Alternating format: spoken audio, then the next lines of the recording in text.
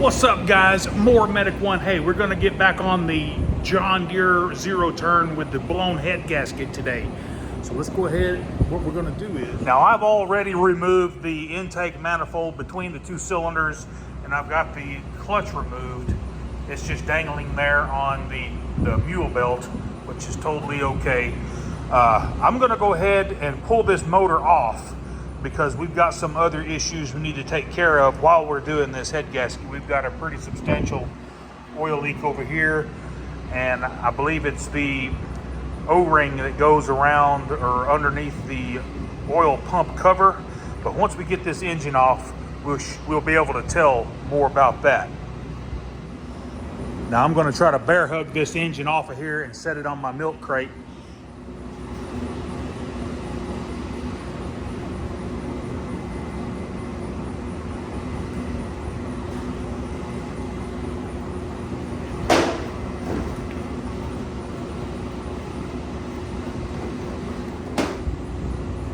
Go ahead and take the shrouds or the tins off of it. Remove the voltage regulator.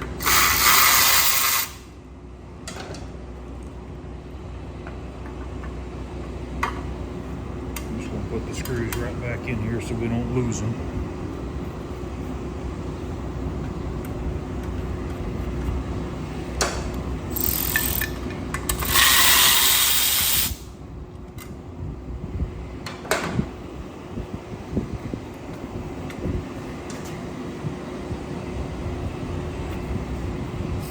Looks like there's a 1/4 inch screw right underneath here.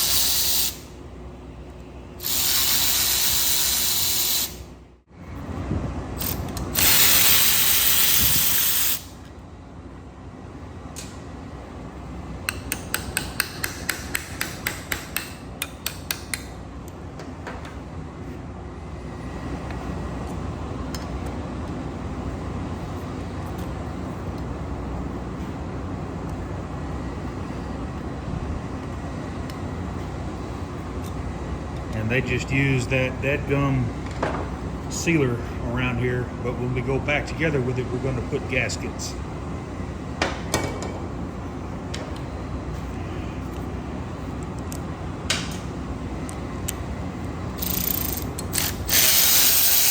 Boy, that was loose.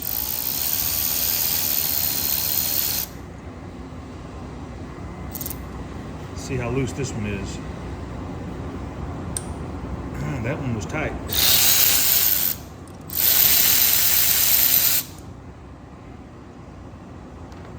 Always remember your aluminum push rod goes on top. Exhaust on the bottom.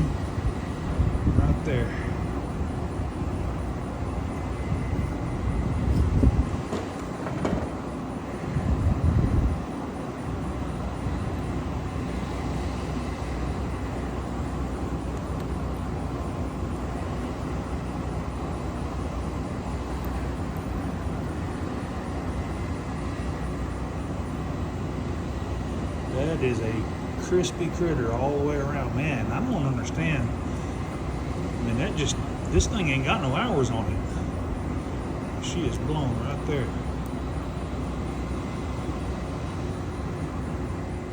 Now, when you go to inspect these heads, you need to be sure that this is not torched out right here, because this, whenever this engine fires, you know, it makes a flame front in there, and I've seen the cylinder heads literally torched out because they just keep running it with a blown head gasket. But this one doesn't look to be too terribly bad. I think we can clean these up. I'm going to show you how to check your valves in case you need to pull them apart and do a valve job. I'm going to show you the old mechanic's trick, how to check your valves, make sure they're still sealing. Now, get these wiped off and cleaned up. I want to give you my wholehearted opinion on why we see so many head gasket issues, especially on these Briggs engines. There's just not enough head bolts to clamp this head down. Look at the space between here and here. That's exactly where this one blew, because there's not enough clamping force on the head. You've got one here, here, here. The oil galley is on the overhead valve single cylinders. They'll blow right here in this oil galley every single time. There's just, look at the span. There's just not enough head gasket clamping torque. To be honest, the head gasket, the head bolts weren't loose, but we'll get this cleaned up. I'm going to Scotch-Brite this real good, and stay tuned. I'm going to show you guys a real easy way to check your valves to see if they're still sealing and ready to be put back into service. So what I like to do is I like to put a little carb spray or maybe some brake clean right in the intake port here.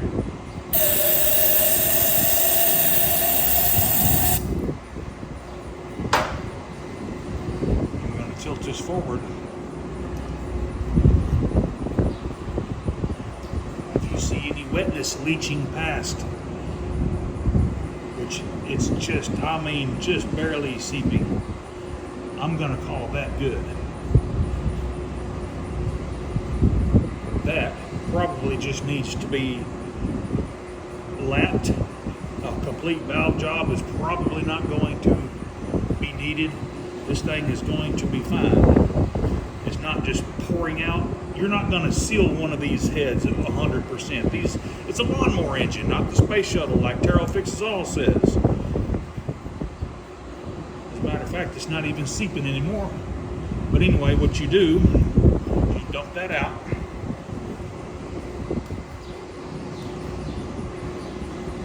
If one's going to leak, it's going to be the exhaust side. Let's go ahead and do the same test to the exhaust valve.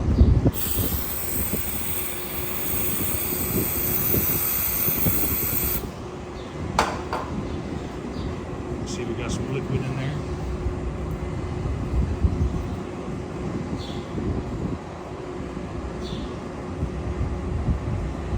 Good to go. This head is ready to be put back on.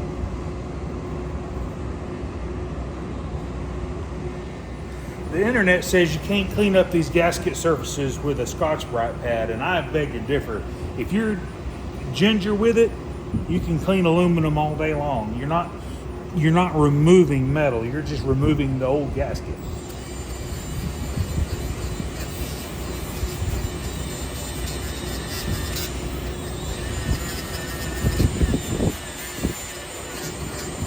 And to be quite honest with you, the surface that it puts on there with a little whiz puck like that gives that head gasket something to bite on and gives it a fighting chance of sealing.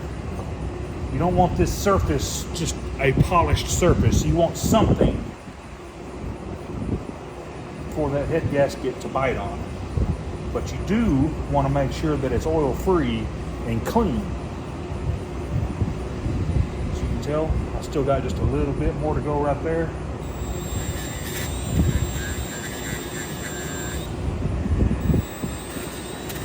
A little bit right there.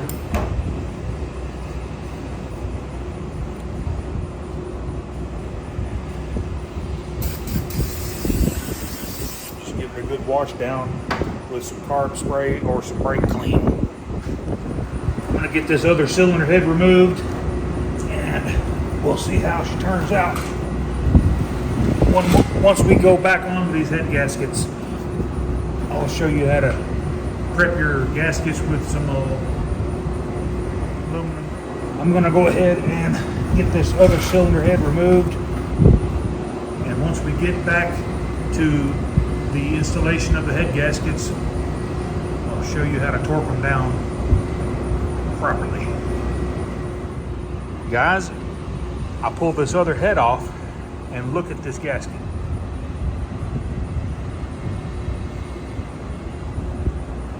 It was about to blow right here in this oil galley. Remember I was telling you how they like to blow on those 14.5 287 777 engines, the single cylinder? Well, this one was about to start pumping compression right into the crankcase. If it wasn't, remember it had 20% leakage? Well, it was. This head gasket was actually blown, and I jumped the gun. Look at there. You see a couple of carbon tracks right here? That compression was about to start pumping that crankcase full.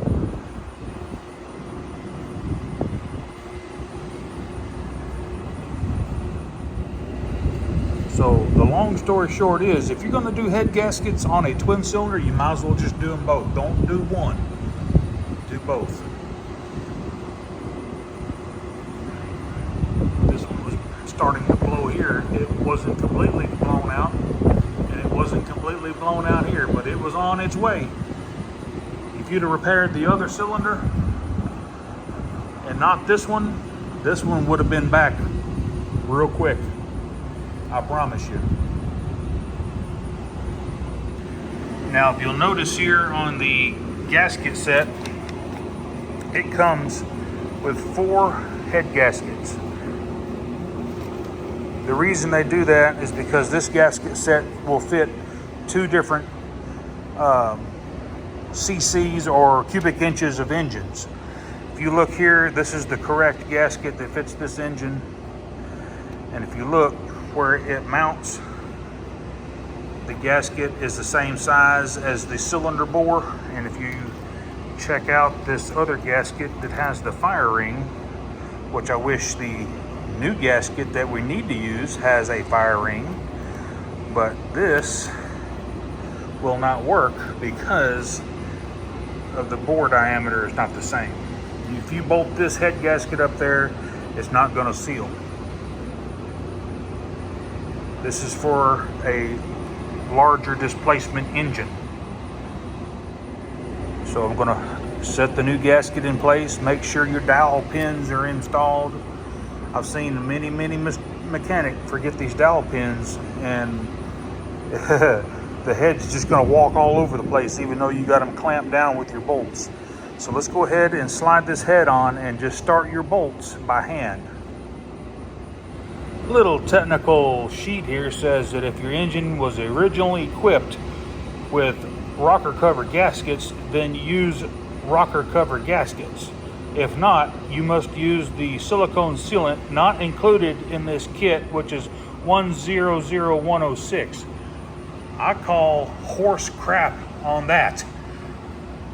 Clean these gasket surfaces up and use the gaskets. If you have to, use just a little bit of RTV on both sides of your paper gaskets, and there ain't no problem. I hate sealing engines with just silicone. If there's a gasket available, use a gasket. Good Lord of mercy. So the torque spec is 220 inch-pounds in a crisscross pattern. So what we're going to do is we're going to half that. We're going to do 110 inch-pounds, and then we'll go back with another 110, so that'll be 220. Let's go ahead and get this head torqued out.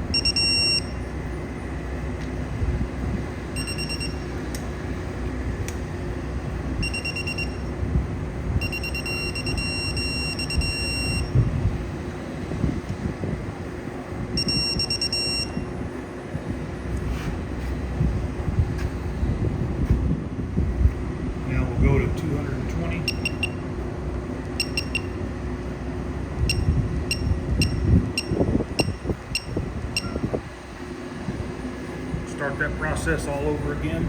I like to start in the middle.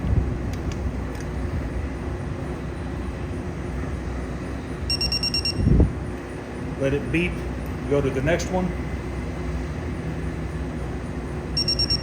Go to the next one.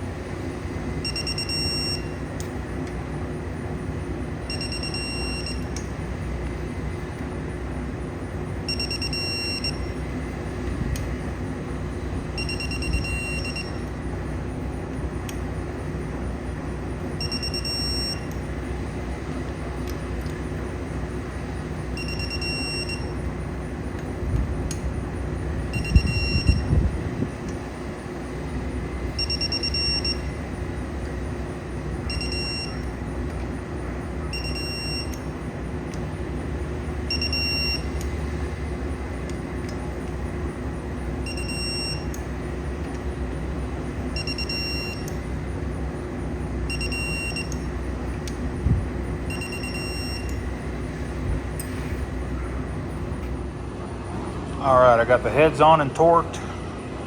Got the valve lash set on this bank. Still got to install the rockers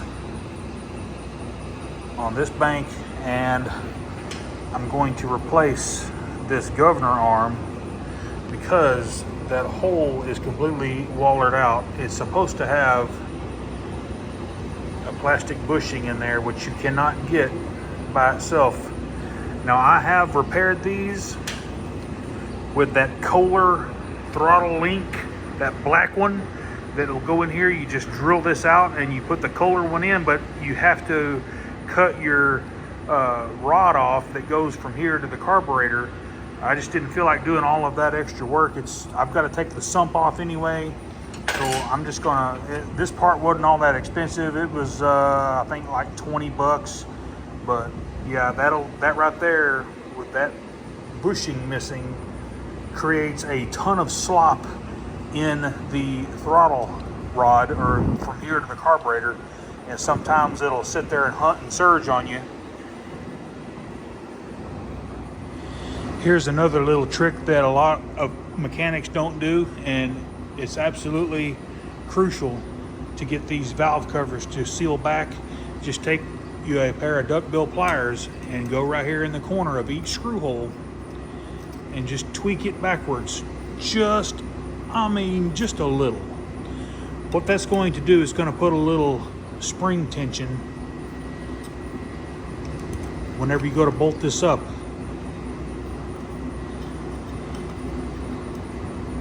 It's just going to put that little bit more pressure right in the center here. So when you go ahead and bolt it on, it won't leak. You don't have to be crazy, just tweak it just a little bit. I'm also going to replace the pulse line for the fuel pump. As you can tell, it's cracked right where it mounts to the fuel pump. Just pull the old one out, and we'll install the new one. I've got the engine flipped upside down, and I want to take care of this oil leak while I've got it off. And it's coming from this area right here. The sump gasket has give out, And again, this is part of the reason that it leaks, is there's just too much span between bolt holes. So it will seep where it's not clamped together like it should. Now this one, it's got a bolt pretty close. This one's pretty close. And then these on the other side are close. As you can tell, this side's pretty clean. But it's just running down and running down. And it's also all over the tractor here. I mean, it's not just freaking pouring out, but it's enough to where it needs to be fixed. Might as well do it while you got the engine off. I'm gonna get this thing cleaned up and pop this sump off, and we'll see what it looks like on the inside.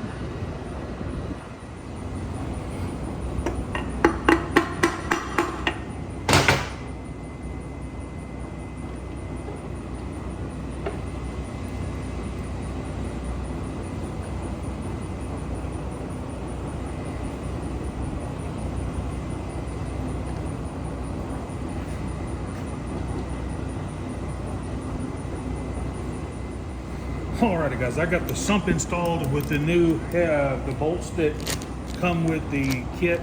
It's just a pre-pack. You can't order that part number, but it's just it's the new bolts that come with the gasket kit. The only way you'll get this sump on is if you disassemble the oil pump, and we're going to go ahead and replace the gasket for the cover. And as you can tell, it's pretty well flattened. Kind of reminds me of a gasket from an oil filter.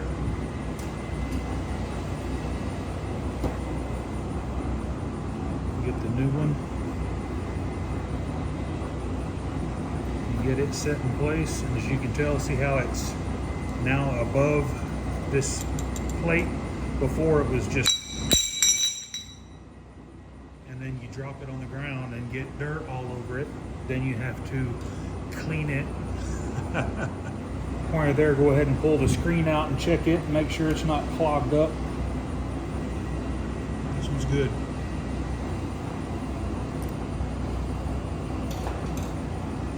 Now we can go back with the cover.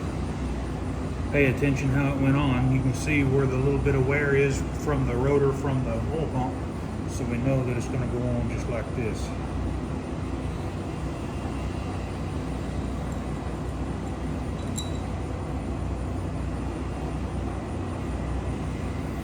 Alrighty guys, hey, we got the head gaskets replaced on this engine. In the next video, we'll get it put back on the machine and get it cranked up and running for you guys. I just hate to make these videos so daggum long. It just makes for a too lengthy of a video, and I think more than one part. But I'm gonna show you guys how to set the governor. Since I had to remove the old governor arm and I installed the new one, you have to reset everything, and I think that'll make a great video for the next installment. But we have 20% leakage, which is absolutely phenomenal for an engine of this, caliber per se. We have 20% leakage on both cylinders, both banks, so I think we're going to be good to go. We'll get this thing mounted, like I said, get it cranked up, and I'll show you how to set the governor, set the RPMs, and all that good stuff. Y'all stay tuned for part 3. Y'all have a good rest of your weekend. Mower Medic 1.